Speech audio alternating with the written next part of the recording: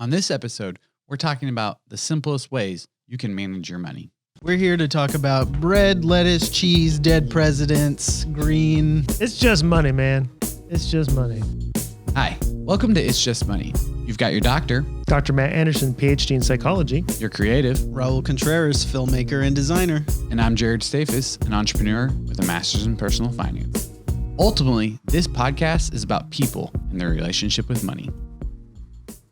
We really have an issue in America in general with the idea. I mean, the numbers are just relatively hard to believe that 78% of Americans live paycheck to paycheck. Mm-hmm. I mean, when you think about it, it's hard to imagine that's true. A lot of times you feel like when that's you, because I've been there, that like you're alone. And I think somehow then it's like you can kind of focus on you and your circumstances. Maybe you feel better because you know some other people are doing it, but at the same time, you just feel like now your group is the minority, but it's actually the majority. Mm. I think that would change the way people viewed it, maybe.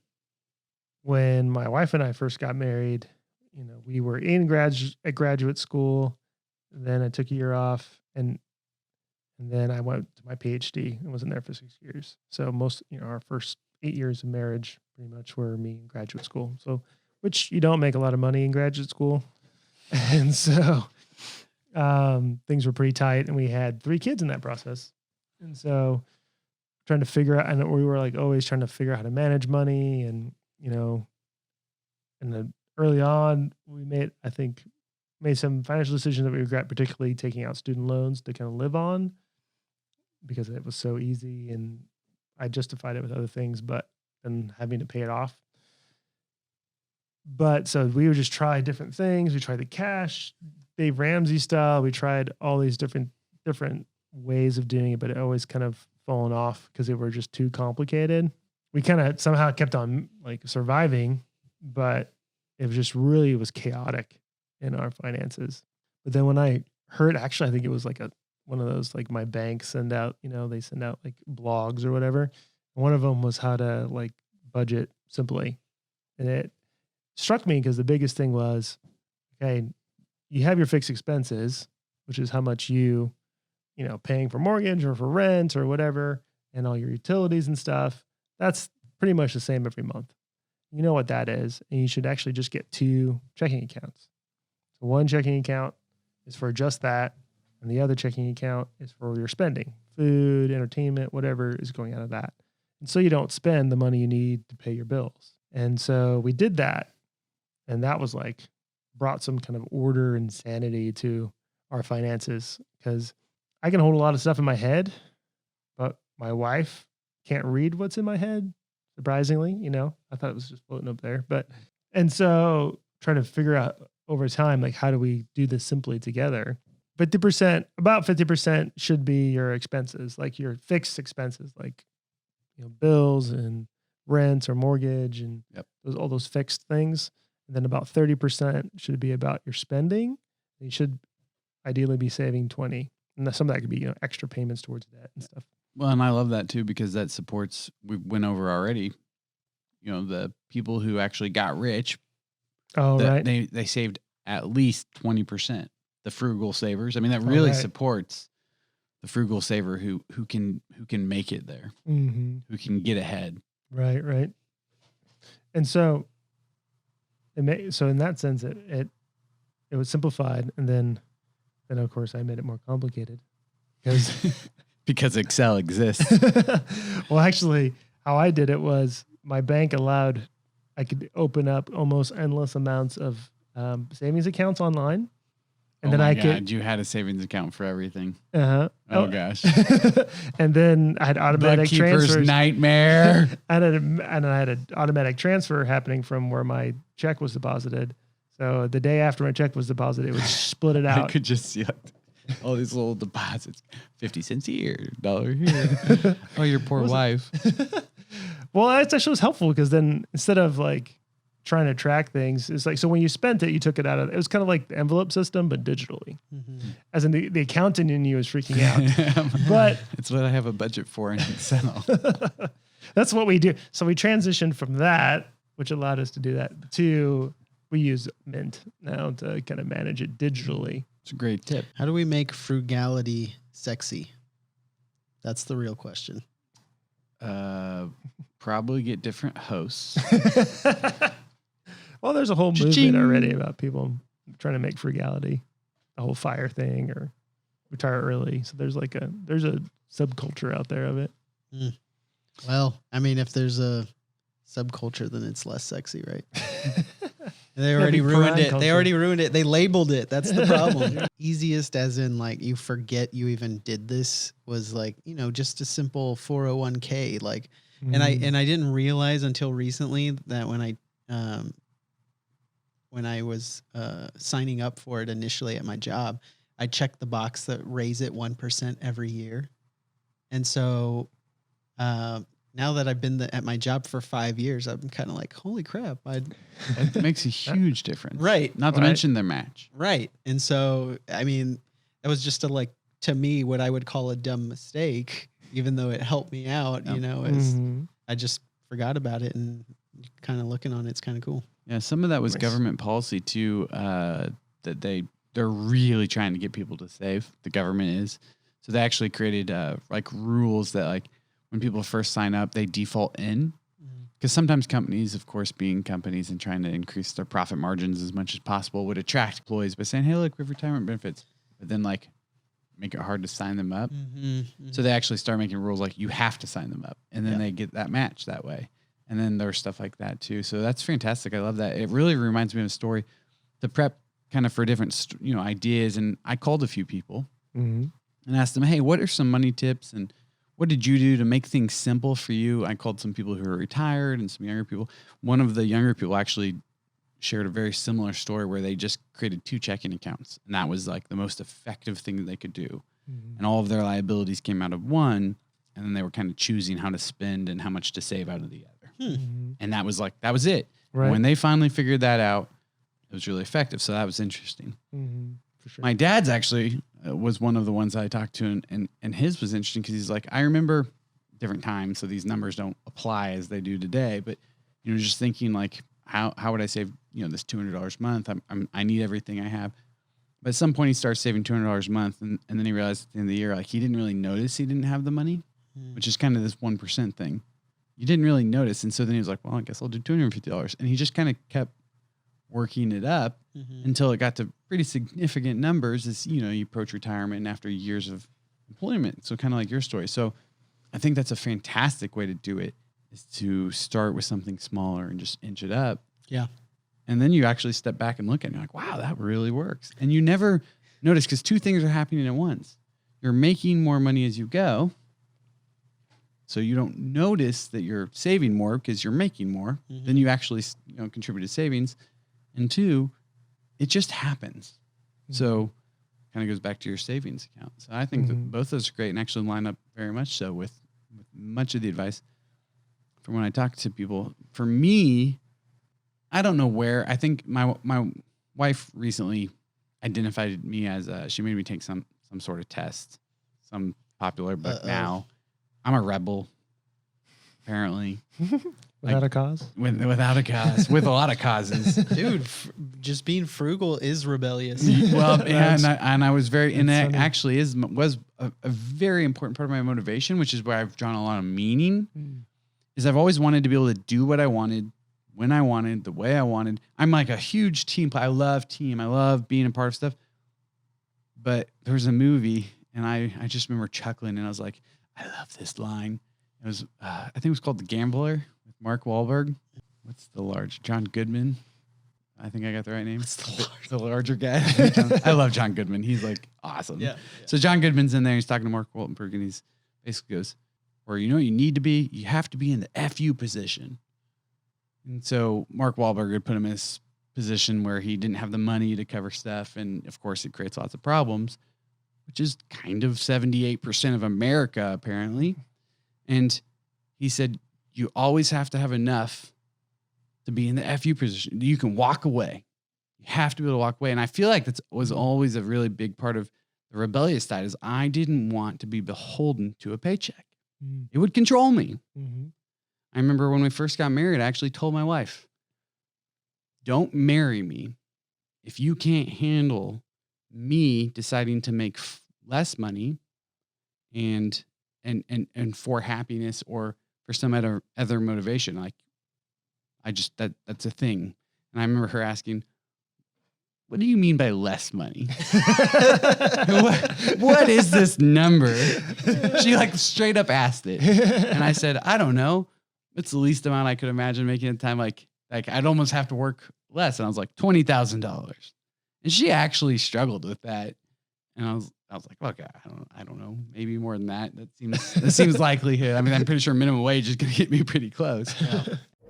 Hey, you've got money questions. We've got money answers. It's Just Money Live is coming up. Check out our Facebook page for details. Make sure you don't miss your opportunity to participate. All right, we'll see you then.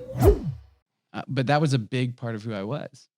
And so I think there's a lot of legitimacy to each person kind of having their own goals. But for me, it was, I didn't want to be controlled by my financial circumstances to where I couldn't make decisions. Mm-hmm. Dude, you probably could have saved a lot of marriages.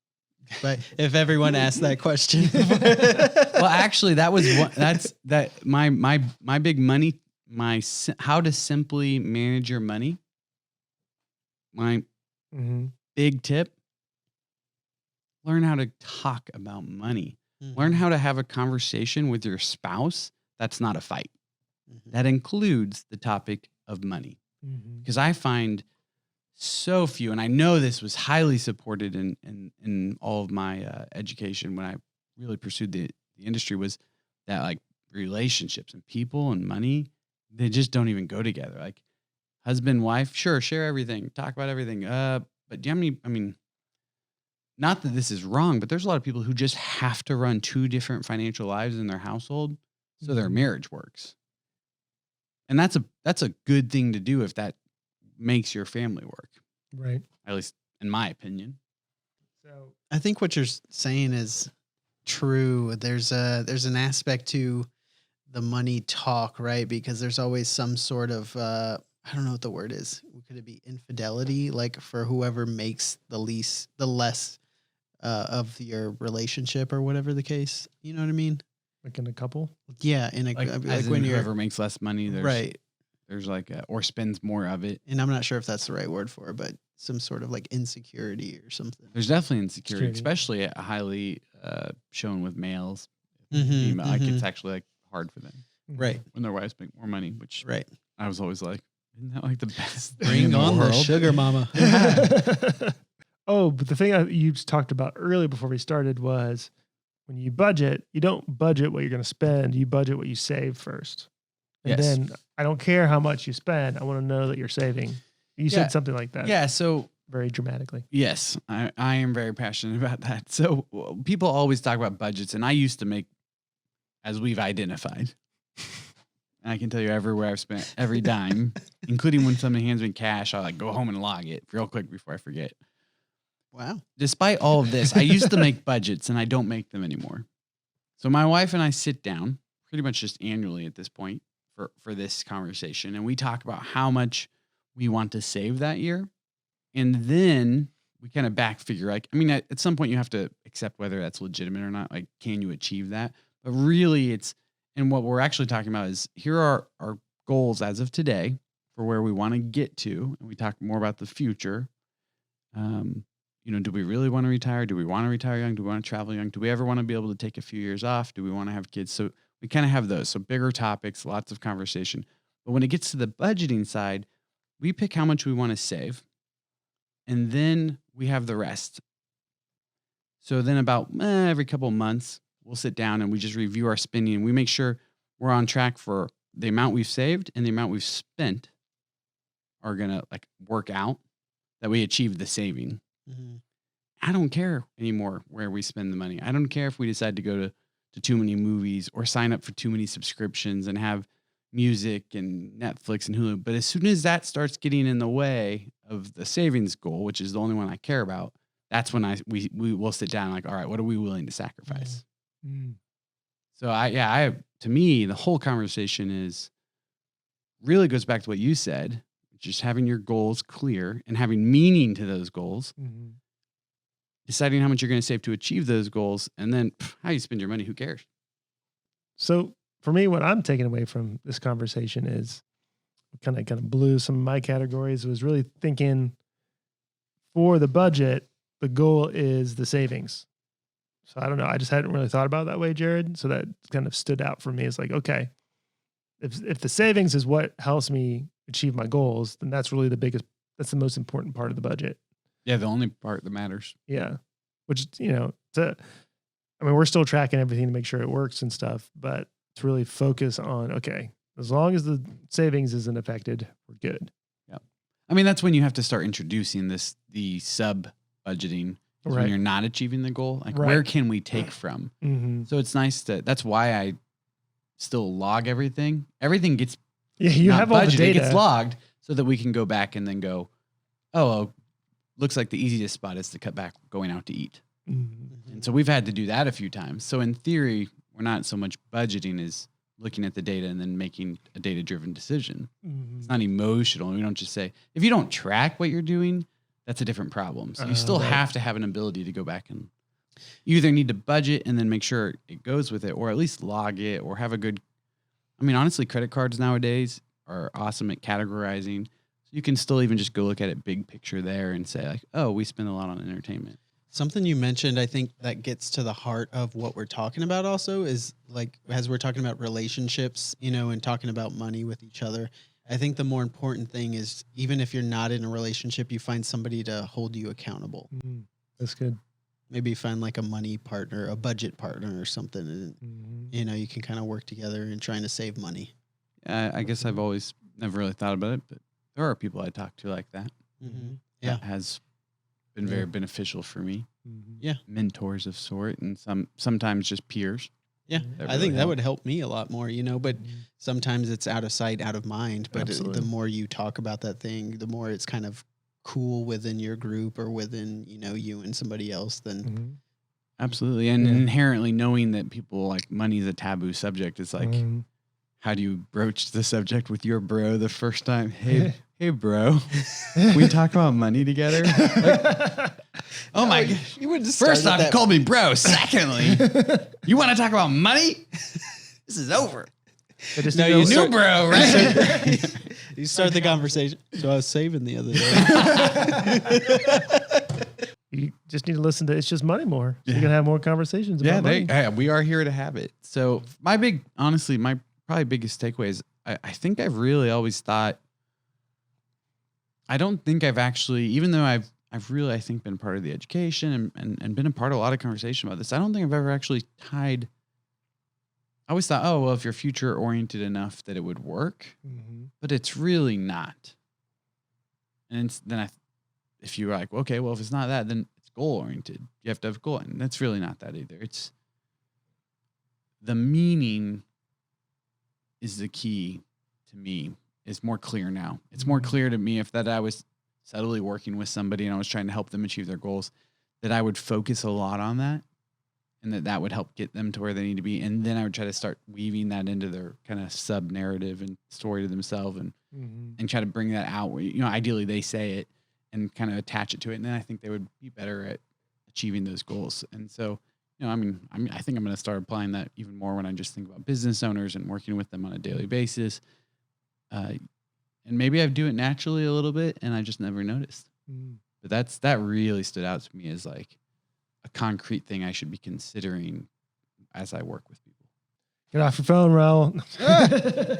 We're recording here, man. Man. I feel like he just doesn't care about what we're talking about. Hey, man, I'm budgeting right now. I'm already on mint.com. That just reminded me of one time one of my cousins was on his phone at church and my aunt was like, get off that phone. And he's like, I'm texting Jesus. That's totally your reflection. Wait, you won't have to text him soon if you don't stop it. Now that's the best response. We're having a face-to-face conversation. Thank you for listening or watching It's Just Money. We hope you enjoyed the episode. If so, please subscribe so you don't miss out. Also, leave us a 5-star review wherever you listen to podcasts. If you have any suggestions for future episodes, please comment below. But remember, it's just money.